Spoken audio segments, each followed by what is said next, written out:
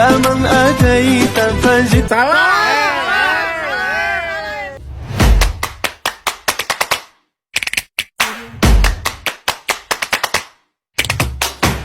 Assalamualaikum warahmatullahi wabarakatuh. Alhamdulillahirabbil alamin. Wassalatu wassalamu ala asrofil anbiya wal mursalin wa ala alihi wa sahbihi rasulillahi ajma'in, amma ba'du. Baiklah, di sini saya akan menjelaskan sifat yang wajib bagi Allah.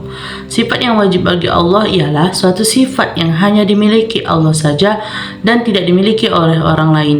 Sifat yang wajib bagi Allah itu terbagi menjadi 20. Kemudian sifat yang 20 ini terbagi lagi menjadi 4, yaitu nafsiyah. Nafsiyah ialah suatu sifat di mana sifat itu yang hanya dimiliki oleh Allah saja dan tidak dimiliki oleh makhluk lainnya. Adapun sifatnya hanya satu, yaitu wujud. Yang kedua, salbiyah. Salbiyah ialah sifat Allah yang tidak membutuhkan kepada zat yang lainnya. Sifatnya ada 5, yaitu qidam, baqa, mukhalafatul lil hawadithi, qiyamuhu binafsihi, dan wahdaniyah. Yang ketiga, ma'ani. Ma'ani ialah sifat yang tetap adanya hanya pada Allah dengan kesempurnaan zatnya. Sifatnya ada 7, yaitu qudrat, iradat, ilmu, hayat, sama', basar, kalam. Kemudian yang keempat, yaitu ma'nawiyah. Ma'nawiyah ialah sifat wajib Allah yang berkaitan dengan sifat ma'ani. 7 sifat ma'nawiyah, yaitu qadirun, muridan, aliman, hayyan, sami'an, taswiran, mutakalliman. Adapun sifat yang wajib bagi Allah yang 20, yaitu yang pertama, wujud. Wujud artinya ada. Maksudnya ialah ada tanpa adanya yang menciptakannya dan akan selalu ada selamanya di dunia ini. Contohnya, dialah yang telah menciptakan langit dan bumi dan beserta isinya. Sebagaimana yang telah dijelaskan di dalam firman-Nya, Allah lah yang menciptakan langit dan bumi dan apa-apa di antara keduanya. Quran Surah As-Sajdah. Kemudian yang kedua, qidam, artinya terdahulu. Allah itu terdahulu dan tidak pernah didahului keberadaannya oleh sesuatu apapun, dan dialah yang akan terakhir juga.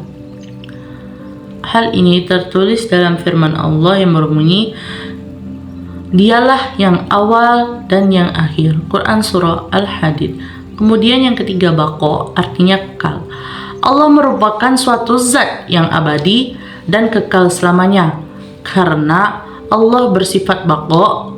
Meskipun alam ini akan hancur di hari kiamat nanti, tetapi Allah akan masih tetap ada di dunia ini.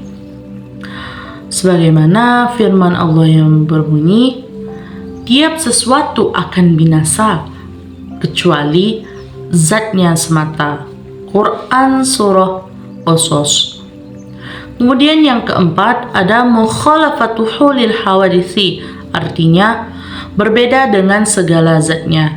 Sifat ini menunjukkan bahwa Allah Subhanahu wa taala itu berbeda dengan yang Ia ciptakan. Tidak ada hal di dunia ini yang menyerupainya, sebagaimana yang dijelaskan di dalam firman-Nya. Tidak ada sesuatu pun yang serupa dengannya. Quran Surah Asy-Syura. Kemudian yang kelima, ada qiyamuhu binafsihi, artinya berdiri dengan sendirinya, yakni Allah tidak membutuhkan bantuan orang lain di hidupnya, sebagaimana yang dijelaskan di dalam Al-Quran yang berbunyi, sesungguhnya Allah maha terkaya daripada sekalian alam. Quran Surah Al-Ankabut. Kemudian yang keenam, yaitu ada wahdaniyat, artinya esa, bahwa Allah SWT itu adalah Tuhan yang Maha Esa, baik itu esa zatnya, sifatnya, maupun perbuatannya. Sebagaimana firman-Nya yang berbunyi, katakanlah olehmu wahai Muhammad, sesungguhnya Allah itu esa. Quran surah Al-Ikhlas. Kemudian yang ketujuh ada kudrat, artinya kuasa, yakni kuasa atas apa saja yang ingin ia perbuat tanpa memerlukan bantuan orang lain. Sebagaimana yang dijelaskan dalam firman Allah yang berbunyi, sesungguhnya Allah berkuasa atas segala sesuatu. Quran surah Al-Baqarah. Kemudian iradat. Iradat ini berkaitan dengan kudrat. Iradat artinya berkehendak, yakni ia mampu berkehendak semaunya tanpa ada yang menghalangi kehendaknya. Seperti ia ingin menciptakan sebuah pohon, maka kehendaknya itu pun akan hidup dan akan tercapai tanpa adanya perantaraan orang lain. Sebagaimana firman-Nya yang berbunyi, sesungguhnya Tuhanmu Maha Pelaksana terhadap apa yang Dia kehendaki. Quran surah Hud. Kemudian yang kesembilan itu ada ilmu. Ilmu artinya mengetahui, yakni ia akan mengetahui apa-apa saja yang kamu lakukan dalam setiap harimu. Seperti kita ingin pergi bermain bersama teman-teman, maka Allah pun akan tahu apa-apa saja yang akan kamu lakukan dikala itu. Sebagaimana firman-Nya yang berbunyi, dan dialah Allah Maha mengetahui segala sesuatu. Quran surah Al-Baqarah. Kemudian yang ke-10 ada hayat, artinya hidup, yakni ia akan hidup dan tidak akan pernah mati. Sebagaimana firman-Nya yang berbunyi, dan bertakwalah kamu kepada Allah yang hidup yang tidak akan pernah mati. Quran surah Furqan.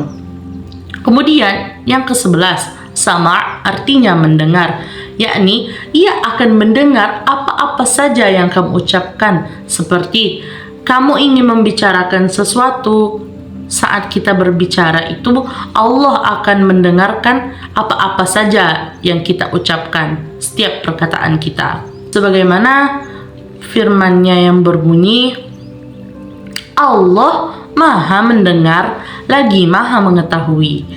Quran surah Al-Maidah. Selanjutnya yang ke-12 ada baswar, artinya melihat, yakni ia akan melihat apa-apa saja yang kamu perbuat. Setiap kamu ingin berbuat sesuatu, maka Allah akan melihat apa-apa saja yang kamu lakukan. Sebagaimana firman Allah yang berbunyi, Allah Maha melihat apa yang kamu kerjakan. Quran surah Al-Baqarah. Yang ke-13 ada kalam, artinya berkata-kata. Allah SWT bersifat kalam. Dan sebagaimana Allah berfirman dalam kitabnya yang diturunkan kepada para nabi dan rasulnya, pembicaraan Allah SWT tentu tidak sama dengan pembicaraan manusia, karena kita tidak ada yang tahu Allah itu seperti apa zatnya. Dan selanjutnya Allah itu juga memiliki sifat yang mustahil bagi dirinya, yaitu juga 20. Yang lawan dari sifat wujud yaitu ada Adam. Adam artinya tiada. Maka mustahil bagi kita bahwa sungguhnya Allah itu akan tiada. Masalatul hawadis, qiyamu binafs ihtiyaju ila syai'in, itu semua merupakan sifat-sifat yang mustahil bagi Allah dan masih banyak yang lainnya. Cukup sekian dari saya pada hari ini. Lebih dan kurang saya mohon maaf. Wabillahi taufik wal hidayah. Wassalamualaikum warahmatullahi wabarakatuh.